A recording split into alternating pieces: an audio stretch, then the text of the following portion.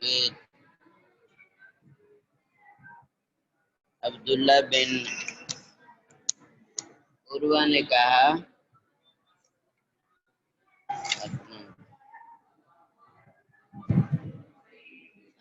عبداللہ بن ابی بکر وہ کہتے ہیں انہو سمیع، وہ کہتے ہیں کہ انہوں نے سنا،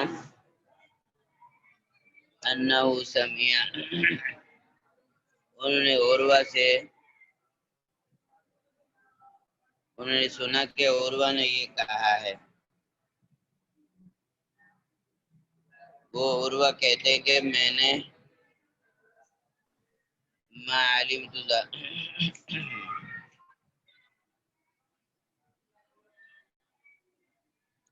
وہ کہتے ہیں دخلت علی مروان بن الحکم، کہ میں مروان بن حکم کے پاس، حکم کے پاس گیا، اور فذکرنا، اور ہم نے ذکر کیا، ما یکون، ان باتوں کا، منہ الوضو، جس سے وضو ٹوٹ جاتا ہے۔ فقال مروان، تو مروان نے کہا، ومن مس الذکر، تو مروان نے وہ چیزیں جس سے وضو ٹوٹ جاتا ہے اور پھر وضو کرنا واجب ہو جاتا ہے، تو مروان نے کہا کہ ومن مس الذکر، شرمگاہ کو چھونے سے بھی وضو ٹوٹ جاتا ہے۔ عروہ نے کہا ما علمت، مجھے اس کا علم نہیں ہے۔ وقال مروان، اور مروان، تو مجھے اس کا علم نہیں ہے۔ وقال مروان اخبرتنی بصرہ، تو مروان نے کہا مجھے بصرہ بنت صفوان رضی اللہ عنہا نے یہ خبر دی ہے، اور وہ کہتے ہیں انہا سمعت رسول اللہ صلی اللہ علیہ وسلم، وہ کہتے ہیں کہ مجھے حضور صلی اللہ علیہ وسلم نے یہ فرمایا ہے، میں نے آپ سے سنا ہے، آپ نے فرمایا محمد سے ذکرہ، جو اپنے شرمگاہ کو ہاتھ لگائے، چھوئے فلیتوضا، تو وہ وضو کرے۔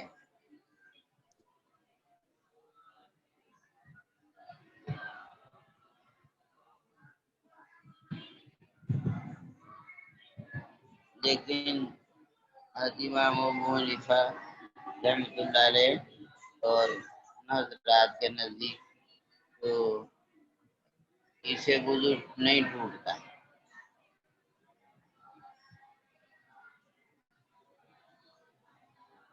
آگے باب اسی کا آ رہا ہے، باب الرخصت فی ذالک، اس سے رخصت کے بیان میں، یہ شرمگاہ کو چھونے سے وضو نہیں ٹوٹتا۔ حضرت طلق بن علی رضی اللہ تعالیٰ عنہ کہتے ہیں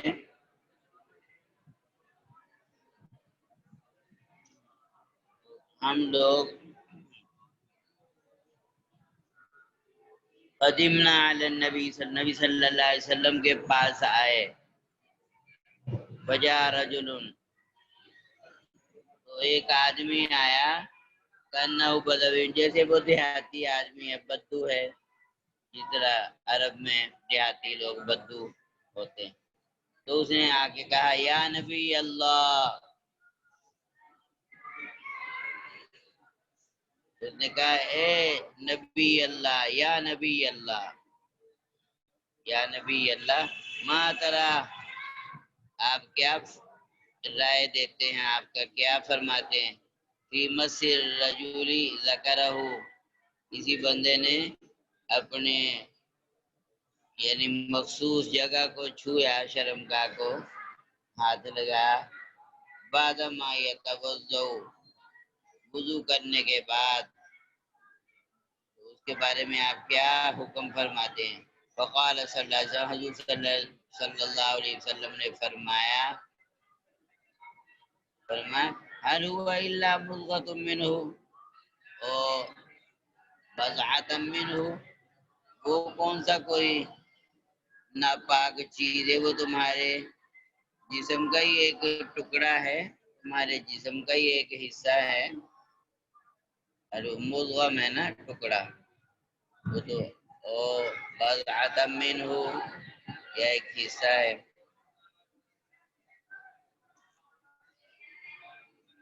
اس لیے احناف کے نزدیک وضو نہیں ٹوٹتا۔ آگے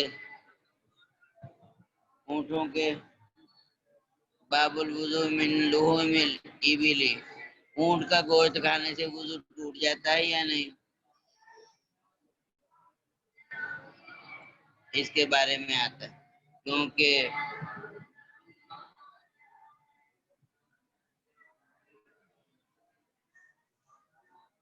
وضو کے دو معنی ہیں نا، ایک لغوی معنی ہے۔ لغوی معنی تو یہی ہوا نا کہ ہاتھ منہ دھو لینا، کلی کر لینا، یہ بھی لغوی ہے۔ اور اصطلاح میں وضو اسی کو کہتے ہیں جو شرعاً نماز کے لیے جو وضو کیا جاتا ہے۔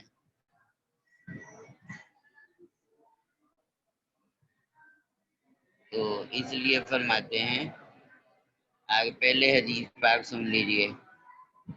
البراء بن عازب سے روایت ہے، سئل رسول اللہ صلی اللہ علیہ وسلم، حضور صلی اللہ علیہ وسلم سے پوچھا کہ عن الوضوء، کیا وضو کرنا ہے، من لحوم الابل، اونٹ کا گوشت کھانے سے وضو کے بارے میں پوچھا گیا، کیا پھر اونٹ کا گوشت کسی نے کھایا تو کیا وضو ٹوٹ گیا؟ تو آپ نے فرمایا توضؤ منہا، اس سے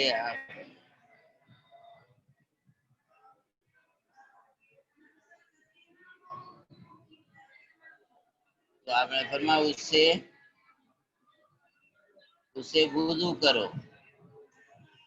وسئل عن لحوم الغنم، بھیڑ بکریوں کے گوشت جو دوسرا جو ہے گائے وغیرہ بکریوں کے گوشت کے متعلق پوچھا گیا، آپ نے فرمایا لا تبضؤ منہا، اس سے وضو مت کرو۔ وسئل عن الصلاۃ فی مبارک الابل، اور فرمایا آپ نے، وہ پوچھا گیا کہ فی مبارک الابل، اونٹوں کے بارے میں نماز کے بارے میں پوچھا گیا، آپ نے فرمایا لا تصلوا فی مبارک الابل، اونٹوں کے بارے میں نماز نہ پڑھو۔ کیوں؟ فإنها من الشیاطین، کیونکہ یہ شیطانوں میں سے ہیں۔ وسئل عن الصلاۃ فی مرابض الغنم، بھیڑ بکریاں جہاں باندھی ہوئی ہوں، باڑا ہو، اس میں بندہ کوئی ایک سائڈ میں ہو کے نماز پڑھ لے تو اس کے بارے میں کیا حکم؟ فرمایا صلو فیہا، تو وہاں نماز پڑھ لو، کیونکہ بکریوں میں برکت ہے، فإنہا برکۃ، اس لیے کہ اس میں برکت ہے۔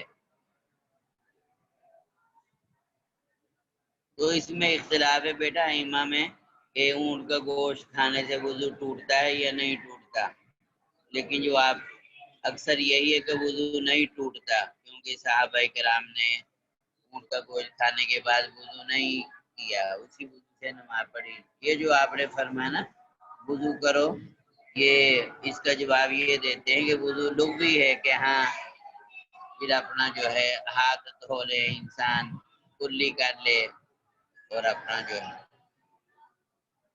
تو جمہور کے نزدیک وضو نہیں ٹوٹتا، گوشت کھانے سے، کسی قسم کا گوشت کھانے سے وضو نہیں ٹوٹتا۔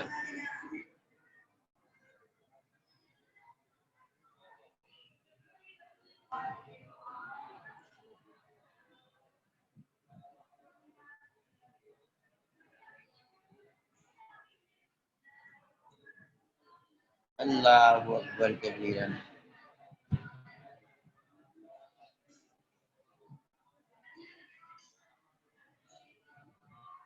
وضو سے مراد کلی کرنا ہے۔